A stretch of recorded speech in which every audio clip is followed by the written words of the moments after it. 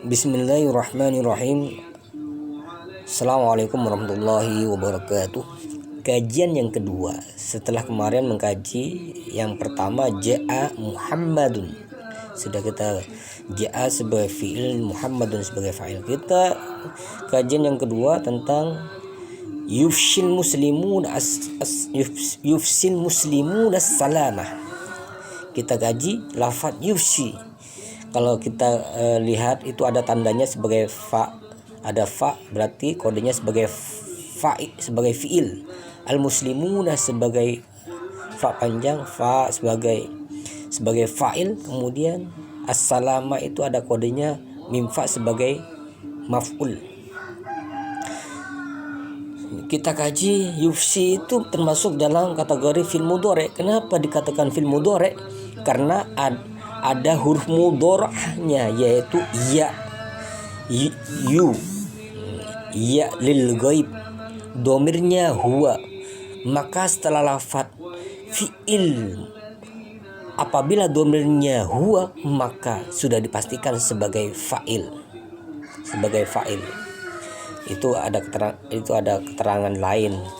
Kemudian kita kaji lagi berikutnya fi'il yufsi termasuk fi'il mu'rab karena tidak bertemu dengan nun taukid dan nun niswah.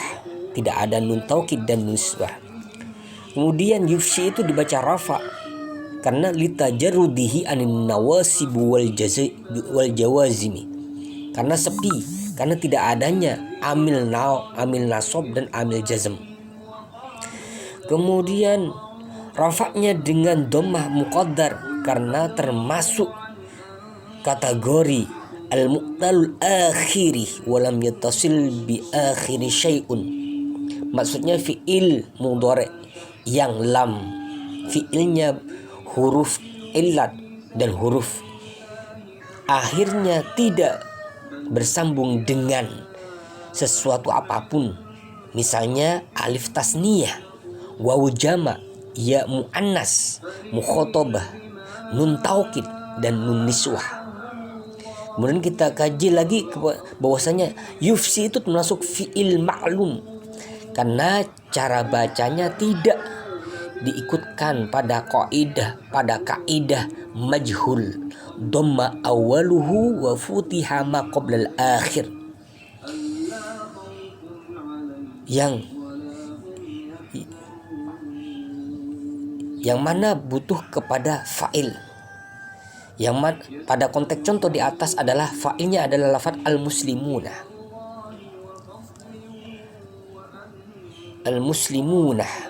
Kemudian yufsi termasuk fi'il muta'addi. Fi'il muta'addi dapat dipasifkan karena dapat difasifkan, menyebarkan menjadi disebarkan. Maka demikian itu butuh maf'ul bih. Dalam konteks contoh di atas maf'ul bihnya adalah lafaz as-salamah. Kemudian al-muslimuna itu merupakan isim karena ada tandanya al.